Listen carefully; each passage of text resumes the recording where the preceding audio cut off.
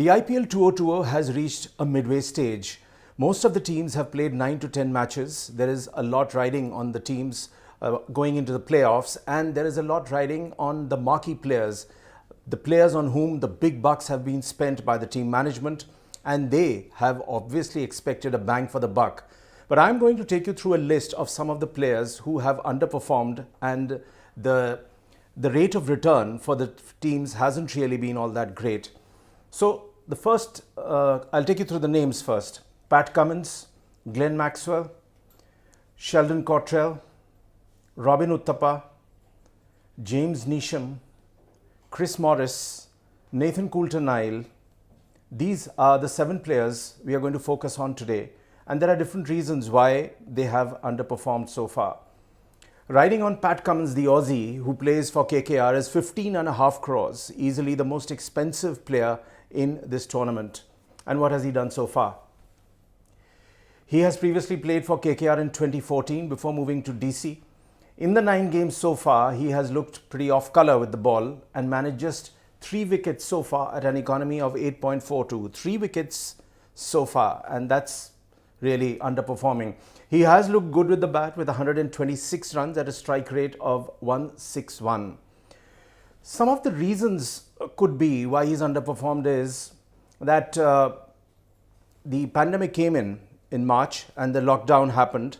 So that could be one of the reasons why he could be a little off colour. But to be fair to his team, he played the ODI series against England, and so he can't really complain that he did not have any kind of match practice and that he's absolutely match fit. But something is not right with Pat Cummins. He gave away 49 runs in 3 overs against Mumbai Indians. Let's go to Glenn Maxwell of Kings 11 Punjab. He is a huge name in that circuit, and he's had a magnificent run in a couple of the seasons so far for Kings 11 Punjab. But this time at 10.75 crores, the price tag is pretty high and things haven't really worked out for him at all. Looking back, Maxwell had a great time and his heroics are remembered for what he did in 2014. He took his team to the final of IPL 2014 almost single-handedly. He had a magnificent time scoring big runs. He's a very handy fielder, an excellent fielder in fact on the deep, and if you remember some of the catches that he has taken on the boundary line are part of folklore. He can also bowl, a very handy fielder. But something has not worked out with Glenn Maxwell this time. He has scored 90 runs in 10 matches and taken 2 wickets. 90 runs in 10 matches and 2 wickets is falling short, really short for a man for whom this kind of money has been paid. Maxwell last played against England in the ODI series. He hit 100 against England, so he is match fit. He is very, very fit. Looking a bit earlier, he had a bout of depression, which he spoke about. He took a break from the game, came back refreshed, and also figured prominently in the Big Bash League in Australia. He has faced 87 balls in this IPL, 87 balls in this IPL, and not hit a single 6. Not good for Maxi. Sheldon Cottrell, 8.5 crores of Kings 11 Punjab, the salute man. So he's more now famous for his salutes rather than taking wickets.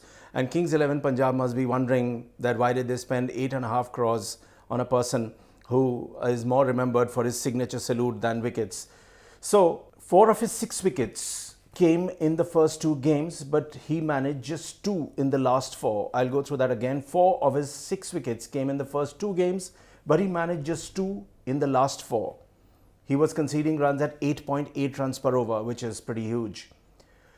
So Sheldon played in the Caribbean Premier League. He took 5 wickets in 7 matches in the CPL. He is not express fast, depends on swing, and also it was said that in the CPL, the conditions are more or less similar to the UAE, and above all, Mr. Sheldon Cottrell is on record saying that for him, as a modern cricketer, the conditions do not really apply. And it's a sensible thought, but when you're underperforming, it certainly will be talked about, and he is absolutely underperforming. Robin Uthappa, 3 crores, Rajasthan Royals. Robin is clearly past his prime, but still a handy batsman.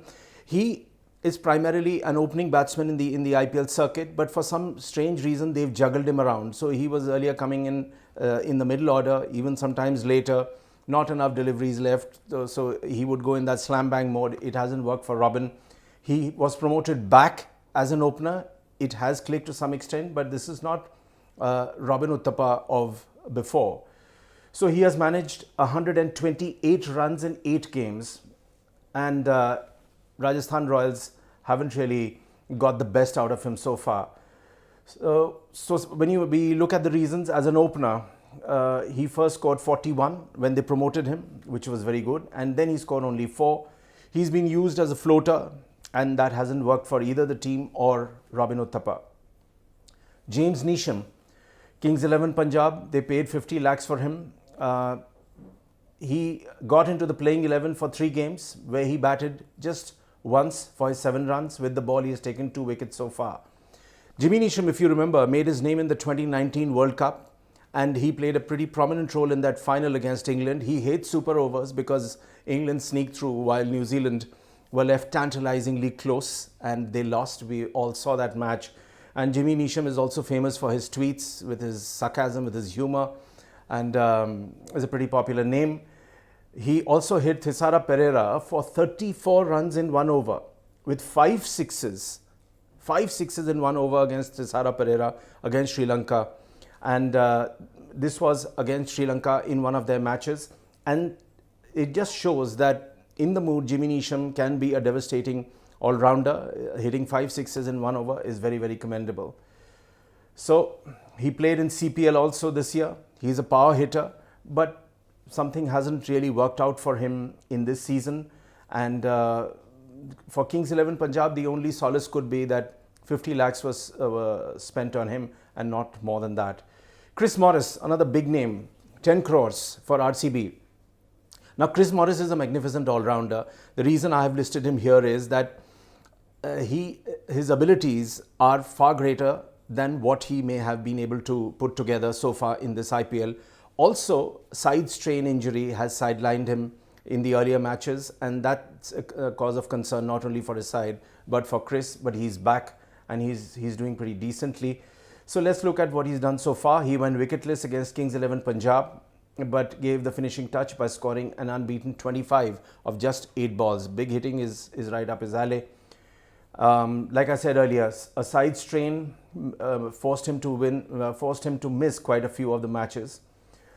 13 dismissals in 8 matches in the 2019 World Cup, and Chris Morris is a proven name in the bowling circuit. It just shows that on his day he can pretty much do a lot more than what he has been able to do in this IPL. Nathan CoulterNile, 8 crores brought by Mumbai Indians. He had a forgettable outing upon his MI comeback and went for 51 runs in his 4 overs. He could be dropped if Pattinson is recalled into the playing 11. He has, of course, been injury plagued. He has taken 1 wicket in 2 matches. He is the 5th most expensive buy in the IPL 2020. Of course, if you look back, then in the IPL 2015, he was the joint highest wicket taker for Delhi Daredevils with 15 wickets. And in that tournament, Imran Tahir took 15 for his side. Poor Imran Tahir hasn't got a single match this year from Chennai Super Kings, but that's another story. So this sort of wraps up the most expensive buys. It also shows that when there is a big price tag on a sports person, there is huge pressure.